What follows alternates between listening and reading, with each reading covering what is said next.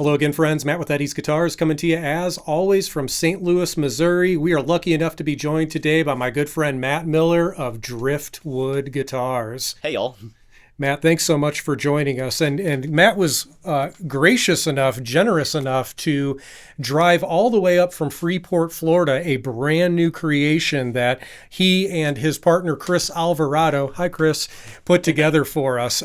Matt, first off, thank you for being here in our shop. Thank you for bringing us this lovely creation. Oh, yeah. Thank you so much for having me. You know, it's always a joy to be here, and this is a mecca for guitars. So we're incredibly happy to be here, and we're incredibly proud to bring you this offering here.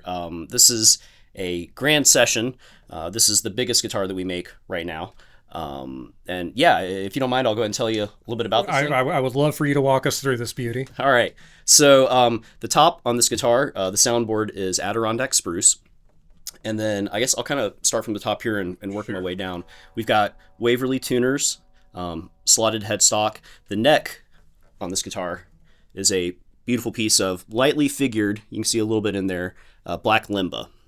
And then for the back and sides, obviously, this is kind of the showstopper here. We've got Pale Moon Ebony.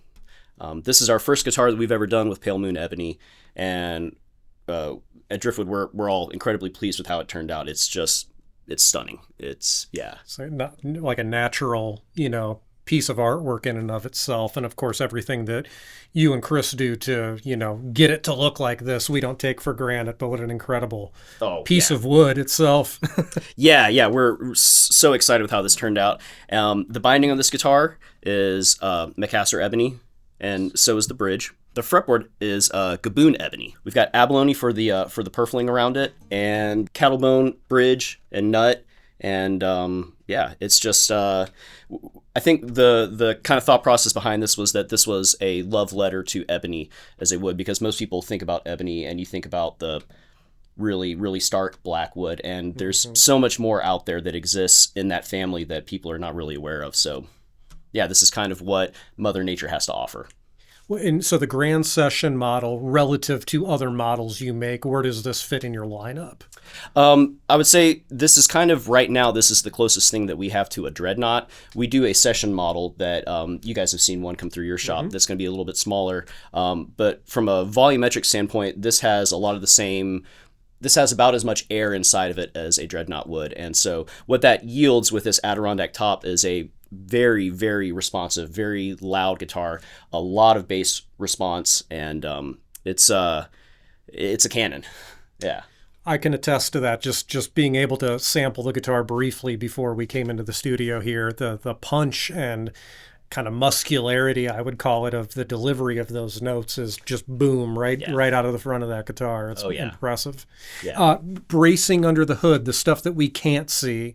X-brace? X-brace, correct. Okay. Yeah. Gotcha. Yep. And of course, Chris does the voicing, to this top, so it's custom fit to the guitar and the woods. All of it tailored to give you an incredibly responsive guitar, and in this case, a very loud guitar. Indeed.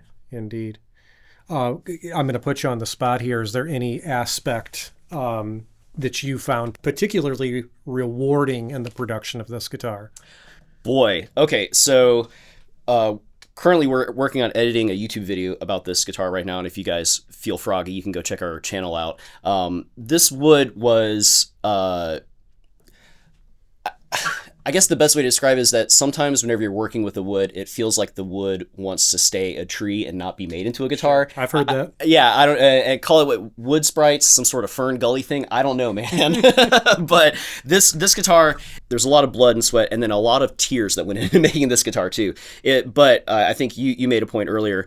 The guitars that sometimes fight you the most are the ones that are the most rewarding to finish, and that's certainly the case. Chris and I both really, really do love this instrument, and we're incredibly glad that it's here and that it's finished now. It was just it went kicking and screaming across the finish line. But now that it's here and now that we get to really appreciate it and enjoy it, we couldn't be more proud of how it turned out. Well, it's easy for me to say not having any hand in the production of this guitar, but whatever went into it, I'm glad for it. Thanks. Yeah, we appreciate that. Like I said, yeah, there's definitely tears in the wood in this guitar. Yeah. Folks, we are really dying to tune this thing up and get it in front of the mics. Give us just a moment. We're going to do exactly that. Stay tuned.